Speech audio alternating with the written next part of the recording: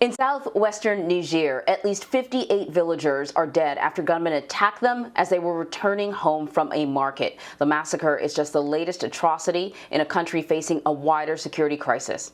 Debora Patta is in Johannesburg, following this story as well as other international stories for us this morning. Deborah, what do we know about this?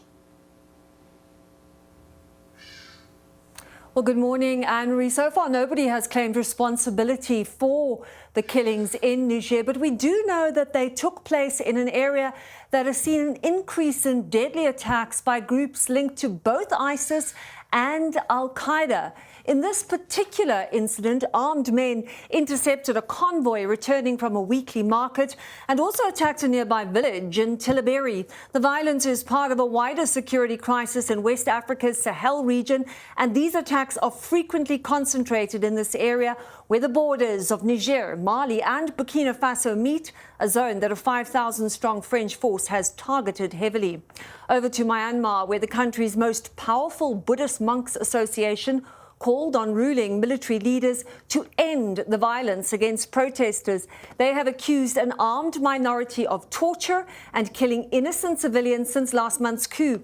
It's the group's most forthright condemnation of the military's bloody crackdown on pro-democracy demonstrations and could signal a significant rift between authorities and a group that usually works closely with government. We are in Japan next, where U.S. Secretary of State Antony Blinken criticized China's threats to regional stability during bilateral talks in Tokyo, warning that the United States and Japan would push back if necessary.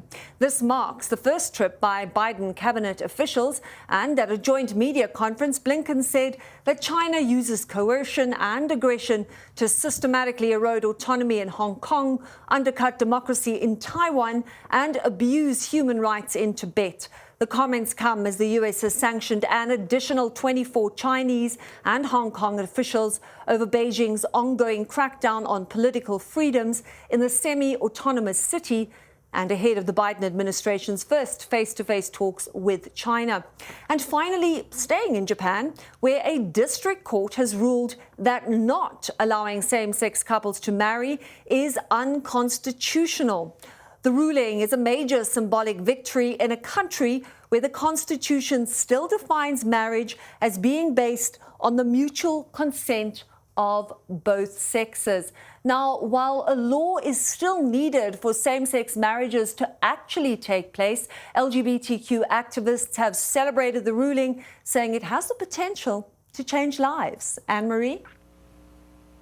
It most certainly does, Deborah. Thank you very much.